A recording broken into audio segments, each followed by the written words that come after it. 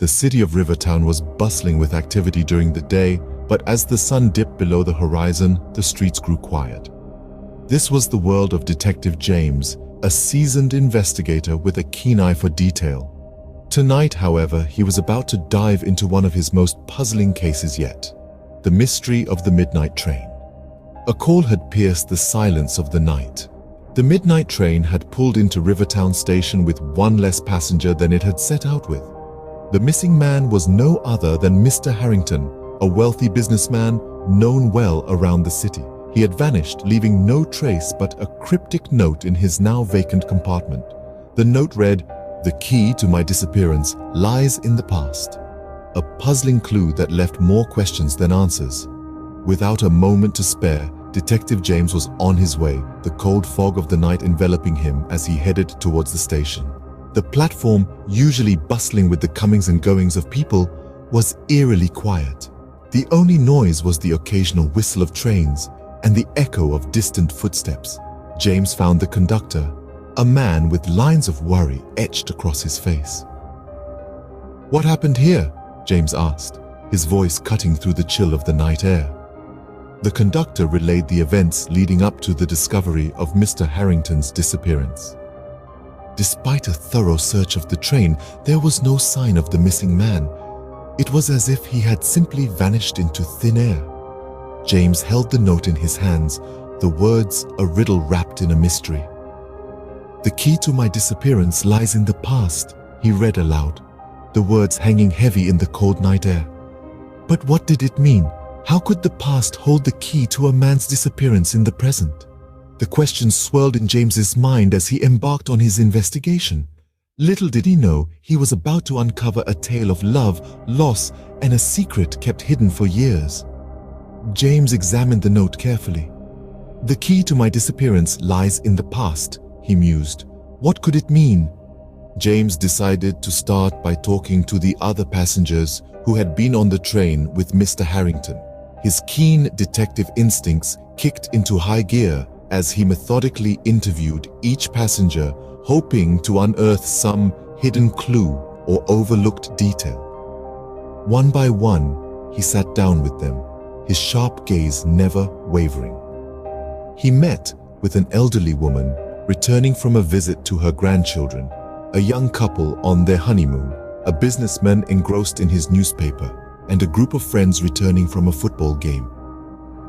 Each had their own story, their own reason for being on the midnight train that fateful night. Yet, as James delved into their tales, it became increasingly clear that none of them had seen or heard anything unusual. Frustration gnawed at him as he continued his interviews, his hope waning with every passing minute. The passengers' tales painted a picture of a completely ordinary train journey, devoid of any suspicious activity or strange occurrences. Mr. Harrington's disappearance remained as mysterious as ever. With the last passenger interview concluded and no new leads to follow, James retired to his office. The small room, cluttered with case files and cups of cold coffee, was a sanctuary of sorts. Here, amidst the quiet hum of the city outside, he could think, he could strategize. He settled into his worn leather chair, the scent of aged paper and ink surrounding him. The hands of the clock on the wall seemed to move in slow motion, the ticking sound echoing in the silence. His mind returned to the cryptic note left by Mr. Harrington. "The key to my disappearance lies in the past." The words echoed in his mind, a riddle wrapped in a mystery. He had assumed it was a clue pertaining to the events on the train. But what if he had been mistaken? What if the clue was not about the train journey, but about Mr. Harrington himself? As he sat at his desk, the ticking of the clock the only sound in the room, a thought struck him. What if the key to Mr. Harrington's disappearance really did lie in the past? James decided to visit Mr. Harrington's mansion, an imposing structure on the outskirts of town. As he approached the grand edifice, the air grew colder and an eerie silence enveloped him. The mansion's towering silhouette seemed to be whispering secrets of its own. shrouded in the mystery of the midnight train. Upon entering, he was greeted by the stern butler, Jenkins. The man's face was etched with years of service and a hint of worry. "Mr. Harrington has no living relatives and only a handful of close friends," Jenkins informed James, his voice echoing in the vast, empty halls of the mansion. James asked to see Mr. Harrington's study, a request to which Jenkins led him without a word. The study was a haven of knowledge, filled with stacks of books and scattered papers, each corner of the room telling a different story. Yet, it was a single photograph that caught Detective James's eye. In the photograph was a younger Mr. Harrington, his face beaming with a joy that seemed long lost.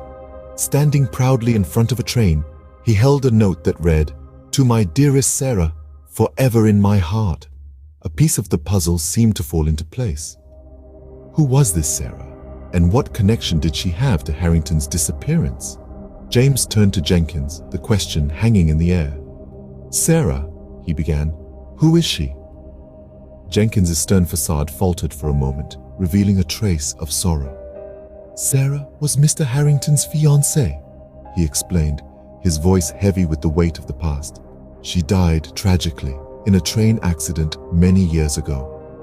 Mr. Harrington," he paused, looking at the photograph, "he never quite recovered from her loss." The room fell silent, the ticking of an old clock the only sound breaking the stillness.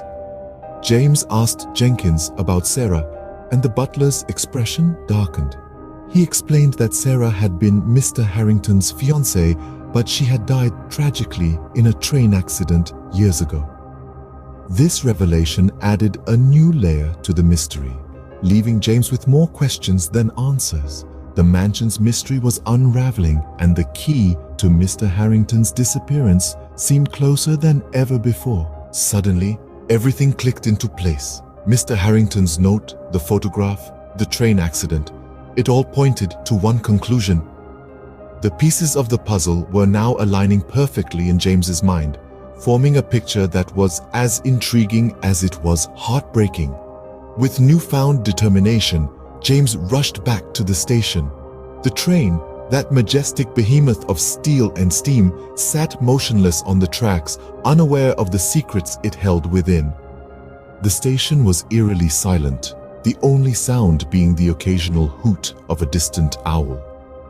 Without wasting a moment, James climbed aboard the train once more. He could almost feel the pulse of the train, as if it too was waiting for the mystery to be unraveled. He made his way to Mr. Harrington's compartment, the scene of the enigma. This time, his focus was not on the plush seats or the ornate decor, but on the structure of the compartment itself. He ran his hands over the walls, the floor, feeling for any irregularities. His keen detective senses were on high alert, every fiber of his being concentrated on the task at hand. And then he felt it, a section of the wall that was slightly colder than the rest, a faint draft of air escaping from beneath. He pushed against it, and to his surprise it gave way, revealing a secret compartment, a hideaway that only someone with intimate knowledge of the train's design could know about. The compartment was small, just large enough for a man to fit into, and inside, huddled up in the corner, was Mr. Harrington. His face was pale, his eyes wide with fear, but he was alive. For a moment, James let out a sigh of relief. The mystery of the midnight train had taken him on a journey he hadn't expected, leading him not just to a hidden compartment, but to a man's past filled with love and loss. And there, hidden in a secret compartment, they found him. The words echoed in James's mind as he looked at Mr. Harrington, a man who had chosen to disappear in the most unusual way. But why? That was a question for another day. For now, the mystery of the missing passenger had been solved. Mr. Harrington was alive, but in a state of deep emotional turmoil, reliving the past in his secret compartment. The train, it turned out, was the very same one in which his beloved Sarah had met her tragic end. Every journey was a journey into the past for him, an attempt to hold on to the memory of his lost love. Detective James, with his keen eye for detail and knack for understanding human nature, had uncovered the truth.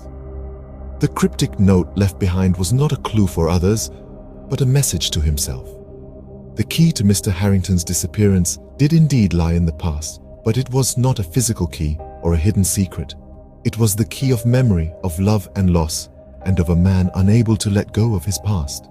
James realized that Mr. Harrington was not a man running from something, but rather he was a man searching for a past that was forever gone, searching for a love that could never be replaced. The midnight train was his time machine, his portal to the past. In finding Mr. Harrington, James had not just solved a mystery, he had discovered a poignant tale of love and loss. He had found a man lost in the labyrinth of his own memories, trapped in a time that no longer existed. He made arrangements for Mr. Harrington to receive the help he needed, ensuring he would no longer need to ride the midnight train in search of his past. The wealthy businessman had been found, and with him the key to his own disappearance. And so, the mystery of the midnight train, like the foggy night it began on, faded away, leaving behind only the echo of its tale in the quiet streets of Rivertown.